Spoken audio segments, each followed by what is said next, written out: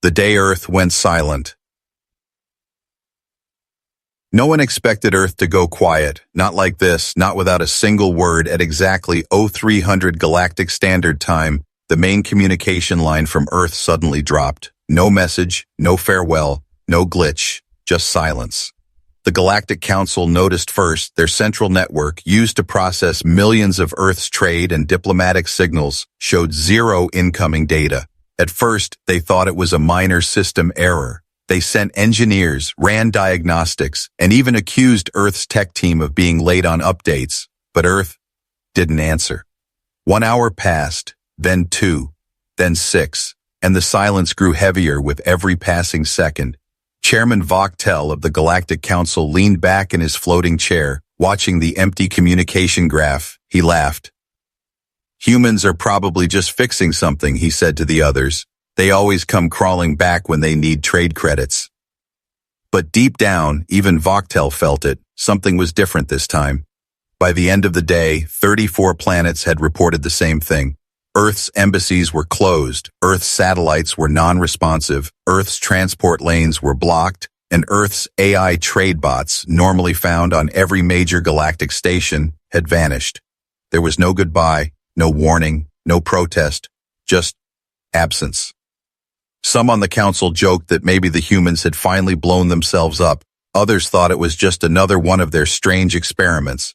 But Admiral Krell of the Xanthari fleet didn't laugh. He had fought against humans once, during the border riots near Tau Ceti, and he had learned one important lesson. When humans stop talking, he said, something worse is coming. Still, the council didn't act. They were used to Earth begging for peace, for cooperation, for unity. After all, humans were the newest species to join the Galactic Council. Bold, chaotic, emotional, but smart, too smart. By day 2, interstellar trade routes relying on Earth's advanced routing systems began collapsing. Whole fleets were lost in unmarked wormholes, shipping lanes jammed with abandoned cargo vessels. Thousands of planetary economies started to shake. The Council finally held an emergency session. Representatives from all systems gathered in a glowing chamber above Cytheron Prime. Some were panicking, others still mocking, but one empty chair stood out among the rest, the one marked with the flag of Earth. It had been there for 50 years. Now it was just dust. A probe was launched toward Earth's solar system. It was fast, silent, and armed with a full surveillance package. Everyone waited. 6 hours later, the probe returned. Its feed played in the chamber. The screen showed Earth's solar system, still spinning, still beautiful, but something was wrong. Massive black structures orbited the Earth and Moon, moving slowly, watching, like guardians made of steel and silence. There was no signal, no beacon, no heat from cities, no light from space stations, just Earth, glowing blue under a blanket of quiet. Then the screen went black. The probe had shut down, and still, Earth said nothing. The Galactic Council started to split. Some wanted to send fleets to investigate, others warned against it. Humans were unpredictable. What if this was a trap? What if humanity was done waiting? In the back of the chamber, a small creature named Nyla, an ambassador from a forgotten mining colony, whispered a truth no one wanted to hear. They asked for respect. We gave them mockery, she said. They asked for peace. We gave them war. They asked to be heard, and we silenced them. Now, it seemed Earth had finally answered. Not with weapons, not with threats, not with a declaration, but with the most terrifying message of all, silence. And the galaxy had never been so loud with fear. The Council's panic begins. The Council chamber smelled like fear, not fire, not blood, just fear. The dry, bitter kind that filled your lungs when you knew something terrible had already begun. 4 days had passed since Earth went silent. But in those 4 days, the galaxy had changed more than in the last 4 decades. Every communication relay connected to Earth was dead. Their satellites weren't offline. They were gone, vanished from existence without a trace. "Send another scout," shouted Representative Glurn of the Drex Coalition, his tentacles twitching. "They're bluffing. They want attention." But the room wasn't with him. Everyone had seen the last probe return, its footage, its silence, and most terrifying of all, the way it shut itself down the moment it turned away from Earth. That had never happened before. Not even the machines dared speak after looking at Earth. Still, the Council was desperate, so they sent one ship, just one, The Vindicator, a stealth-class observation cruiser, launched from a nearby system. It was fast, invisible, and full of the galaxy's most advanced sensors. If Earth had anything left, the Vindicator would find it. It never came back. The Council fell into chaos. Panic spread like infection. Worlds that depended on human trade, medicine, energy, water tech began to riot. Hospitals collapsed. Cities lost power. Crops withered. Human-built tech had stopped working the moment Earth disconnected. Earth hadn't just gone silent. They had taken their gifts with them. On the fifth day, the Supreme Speaker of the Council ordered all species to report any Earth-based citizens. Thousands of humans had once lived across the stars. Diplomats, engineers, scientists, even soldiers. But now, none of them could be found. Not one. It was like they vanished into smoke. Whole apartments were left neat and clean, as if the humans had stepped out for a walk and never returned. There were no fingerprints, no scents, not even DNA, just empty clothes folded on beds, food untouched in kitchens, and calendars that ended on the same date, the day Earth went silent. On the sixth day, old footage began to resurface, recordings of Earth's ambassadors being laughed at in the chamber, clips of human soldiers dying while defending planets that mocked them, videos of humans warning the Council about rising threats, only to be ignored. The galaxy had forgotten how many times Earth had saved them, and now they remembered. Too late. Then came the worst news yet. A freighter near the edge of the Orion expanse picked up a faint signal. It wasn't in any known language, not even human, but one of the ship's engineers, an old translator named Brinna, recognized the rhythm. "It's a heartbeat," she said, her voice trembling, "and it's not ours." The signal wasn't coming from Earth. It was coming from deep space, far beyond known charts, where only one human ship had ever gone and never returned, the Odysseus, long thought to be destroyed in a failed expedition. The Odysseus was Earth's most advanced long-range vessel. Now it was alive and broadcasting something strange, a map, a new star route. But only one phrase pulsed across the map, repeating over and over again. It was in human English, translated instantly by the Council's AI core. "We are not lost. We are not done. We are not yours." Silence filled the chamber again. No one knew what to say. The humans hadn't just walked away. They had taken their destiny with them and left the galaxy behind, like ashes in the wind. Chairman Voxtel, once proud and dismissive, stared at the screen, his voice barely a whisper. What have we done?" The chamber remained quiet, and somewhere far beyond the stars, a human heartbeat echoed, steady, cold, unstoppable. The power vacuum. The first world fell within a week. It wasn't an attack, no weapons, no bombs, just a system collapse. The planet of Threxia, once a proud hub of commerce, shut down like a dying machine. No energy, no data flow, no food shipments. All their technology had relied on one silent partner, Earth, and Earth was gone. In the galactic chamber, the arguments had stopped. No one had time to shout now. Every species was busy trying to hold on to their homeworlds. But the collapse didn't stop with Threxia. Next came Valoran, then the twin moons of Jarn 7. One after another, systems crashed under the weight of missing human code, logistics, and engineering. Earth had been the quiet architect behind the galaxy's order, and now that order was breaking like shattered glass. Factions that had once feared Earth began to rise. The Grawl Syndicate returned, spreading like infection across broken trade routes. Rogue pirate lords took over planets, enslaving weak populations, and rumors whispered through backwater systems about old Earth weapons being sold on the black market. Without humanity watching, the monsters came crawling from the shadows. A small, dusty world named Tekon Prime sent out a distress call. Their cities were under attack by warships with cloaking tech. Technology only humans had mastered, but there was no reply. No one came to help, and Tekon Prime burned. The galaxy started to realize something darker than fear. They missed the humans. They missed the way Earth had policed the stars, how their presence had kept the chaos at bay, how even the most dangerous species thought twice before crossing human territory. Now Earth's silence screamed louder than any fleet. On the 12th day, a transmission hit every channel across the stars. It wasn't live, it was pre-recorded. and it came from a single place, the abandoned human research station.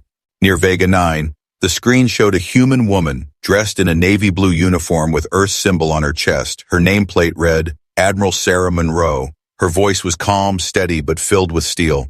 To those who laughed at our warnings, to those who fed off our kindness, to those who used our technology and mocked our hearts, we are not your shield anymore. We are not your servants. We walk our own path now. She paused, looked straight into the camera. You thought we needed you, but now we'll see who truly needed whom. Then the screen cut to black. The message was dated 10 years ago. 10 years, Earth had planned this. They had seen the betrayal coming, and instead of reacting with war or diplomacy, they prepared quietly, patiently, perfectly. Chairman Voxtel slammed his fist on the table. They waited this long. Why? He demanded. What game are they playing? But deep down, even he knew this wasn't a game. It was judgment. From the far edges of known space, strange signals began to rise. Echoes of ancient satellites built by humans, power grids activating on abandoned stations, and a name appeared again and again, written in hundreds of forgotten languages. Odysseus. The lost ship was no longer just a mystery. It had become a symbol, a myth, a promise. Something was coming, and whatever it wasn't coming to save the galaxy. It was coming to remind it that Earth never needed to roar to be dangerous. Sometimes, silence was the most terrifying sound of all. The Forgotten Debt. Unique version. The village was burning. The sky above Telros Minor cracked open with fire as raiders descended. Families ran into caves, shields failed, and automated defenses didn't activate. They were supposed to. They were Earth-made. But Earth was gone now, and so was everything they left behind. A child screamed as a raider dragged her mother away. Then silence. The sky flickered, and the entire battlefield stopped.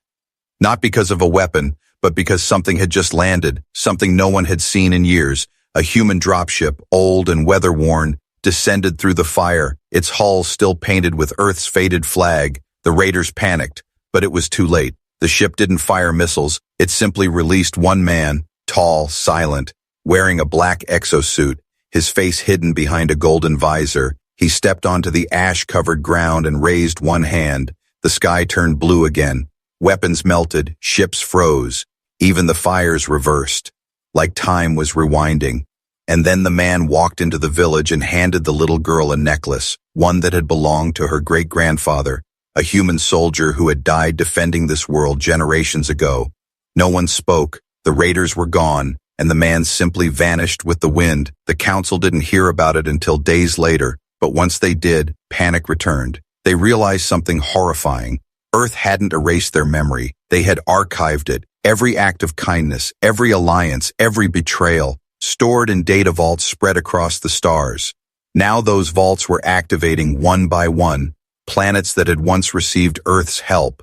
Food during famine, shields during storms, medicine during plague, began to see signs, ghost signals, old equipment turning back on, messages in human language saying, "We remember." But it wasn't just kindness that Earth remembered. I remembered silence too, the silence of worlds that watched as Earth was mocked in council halls, the silence of allies who turned away when Earth's colonies were attacked, the silence of ambassadors who vanished and were never asked about again. Now Earth was silent too, but their machines were speaking for them, and the message was clear. We do not forget. On the icy moon of Yaren 8, an alien historian opened an old Earth book. Inside were pictures, faded and torn, of humans helping to rebuild his city after the Great Quake. He remembered his grandfather speaking of the humans with fire in their eyes and kindness in their hands. He wept, not because Earth had left, but because they had every right to. The galaxy had failed them, and now the galaxy would feel what it meant to be forgotten. One by one, worlds that owed their very survival to Earth began to crumble. Not by war, but by withdrawal. The support systems turned off, the protections vanished, and Earth's quiet exit echoed like a long shadow over everything. And yet, in the distance, in the ruins, people started to whisper, maybe Earth wasn't gone. Maybe they were watching, waiting, not for revenge, but for someone brave enough to say, "We're sorry." But so far no one had, and time was running out. The Rise of Human Legacy, Unique Version. It began with a sound, a soft humming that rose from deep within the soil of an abandoned world. The planet was called Varela. It had been lifeless for years, its cities reduced to dust, its skies dimmed by war. No one visited Varela anymore. There was nothing left to take, nothing left to steal. But that morning, a young alien girl named Layla felt the ground beneath her home vibrate. She followed the sound to the base of a broken tower. There, hidden under layers of ash and stone, she found it. A glowing human cube, still alive, still pulsing. When she touched it, her vision turned white, and a voice not loud, not angry, just calm, whispered, "Protocol, legacy initiated." In seconds, the entire tower lit up. Old machines, long dead, started to move. Air purifiers hissed to life. Solar grids rose from the sand, and clean water began flowing through forgotten pipes. The dead world was breathing again. Within hours, satellites above Varela came online, and they didn't just activate. They reached out, broadcasting across nearby systems with one message: human legacy is not a gift, it is a seed. Across the galaxy, similar events began. On worlds once touched by Earth's engineers, machines came alive, tunnels lit up, forgotten. AI began speaking, weather systems adjusted to protect crops, and schools powered on with old human lessons. Humanity wasn't just gone. They had planted themselves, in systems, in soil, in code. They had left behind the future, but it wasn't for the Council. It wasn't for those who mocked them. It was for the forgotten, the weak, the small voices Earth had always defended. And now, those voices were rising. A boy on the mining planet Drex 12 found a human medical drone inside a cave. It scanned his broken leg and healed him instantly. Then it said, "Your ancestor once saved one of ours. This is repaid." Stories spread like wildfire. Human technology wasn't just waking up, it was choosing. It didn't respond to power, wealth, or titles. It responded to kindness, honor, loyalty. Worlds that had helped Earth quietly, who had stood with them when no one else did, were now becoming stronger, more advanced, protected, as if Earth had created a hidden inheritance for those who had earned it. But for the others, the Council worlds, the proud empires, the ones who spat on Earth's voice, they got nothing. No lights, no help, no legacy, only silence. On Siren Delta, a Council planet filled with riches and arrogance, they tried to force one of the human systems to respond. They sent a signal using old Earth frequencies demanding access. They even rebuilt an Earth shrine to trick the machines. It worked for 2 seconds, then the entire city shut down. Lights off, gravity unstable, oxygen filtering stopped. A final message appeared on every screen: legacy cannot be stolen. The panic was instant, and across the stars, the Council finally understood what humanity had done. They hadn't vanished, they had evolved, no longer begging for seats at a table that never respected them. They built a new table, in silence, a silent revolution made not with fire, but with memory.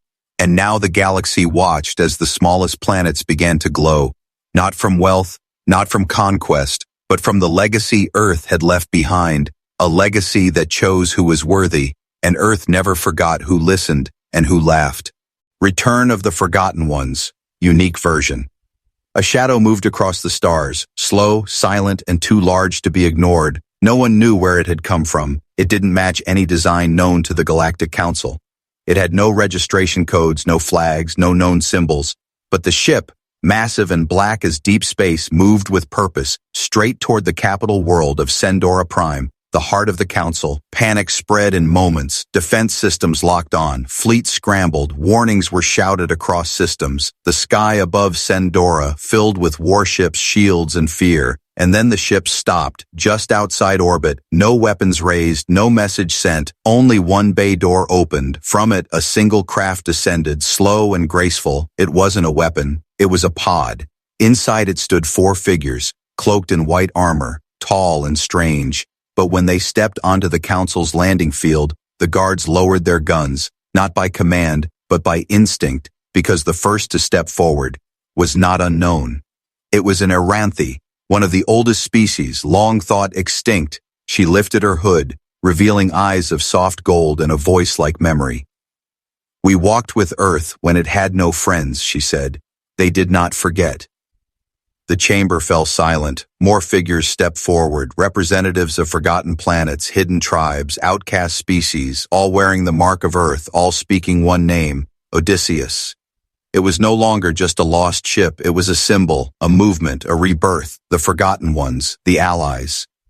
Earth had protected when no one else would, had returned, and they were no longer weak. They were powerful, united, evolved. With Earth's technology, Earth's guidance, and Earth's trust, they had built something the Council never saw coming. Not an empire, but a network, a new balance, one that didn't answer to the Council's greed or pride, one that had watched as Earth was mocked, silenced, betrayed, and one that had prepared for this moment. A representative from the Council, trembling, stepped forward. You support the humans?" he asked. The Aranthe smiled gently. "No," she said. "We support what they became." Above them, the black ship shimmered, revealing a hidden emblem under its hull. A circle of stars, wrapped around a single word, unity, not conquest, not revenge, but balance, justice, memory. The Council begged to speak to Earth again, to negotiate, to apologize, but the forgotten ones only shook their heads. They offered peace, one of them said. You chose silence. Now you will live in it. As the ship turned and left orbit, the systems of Sandora flickered, not from attack, but from withdrawal. Human-built networks, quietly woven into the very core of the Council's power, were being erased, one strand at a time. The message was clear, Earth wasn't coming back. But they had already changed the future, and the galaxy was no longer theirs. It now belonged to those who had been forgotten and who had not forgotten Earth. The price of silence. Unique version. He didn't tell anyone he was going. He wore no crest, carried no weapon, and spoke to no one. He was once a powerful voice in the Council, Ambassador Relsh of Tyrannos. Now, he was just a man haunted by a mistake too large to undo. He took a stolen shuttle, flew alone, and entered coordinates that hadn't been used in months. Coordinates marked Earth, restricted. He expected to find ruins, ashes, maybe nothing at all. What he found made him drop to his knees. Earth was still there, alive, untouched, and glowing more than ever.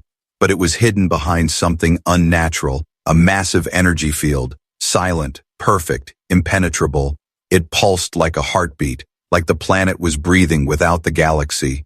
He tried to call out, tried every frequency, every language. He begged, cried, apologized. There was no answer. Then, something happened. The shuttle lost power. Time seemed to slow, and the stars around him dimmed.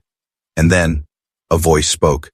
Not through speakers, not through ears, but through the mind. Deep, ancient, and unmistakably human. Why now? It asked. Why speak when silence was your choice? Relsh sobbed. We were wrong, he whispered. We didn't understand. The voice remained calm, but sharp. You understood perfectly, you just didn't care. He had no answer, no excuse. Then the voice spoke again, softer this time. We offered unity. You offered mockery. We asked for peace. You answered with pride. A pause, then final words. You chose silence first. Now you will live in what you created. The shuttle powered back on, but Earth was gone. Not destroyed, not moved, just no longer visible, no longer touchable. As if the planet had folded into its own destiny, untouchable, eternal. Back in council chambers, Relsh returned without words. He said nothing. He simply placed a small glowing crystal onto the table. Inside was one final message from Earth recorded decades ago. It was the voice of a child, a human girl. One day, she said, you'll miss us, but we won't be there. And that was the truth the galaxy now faced. Earth had not attacked. Earth had not destroyed. Earth had not begged. They had simply walked away. And now the stars were darker without them, the silence heavier, the regret eternal. Because the price of mocking Earth, of ignoring their kindness, of treating them like lesser beings, was this, a galaxy without them, and that was the true cost of silence.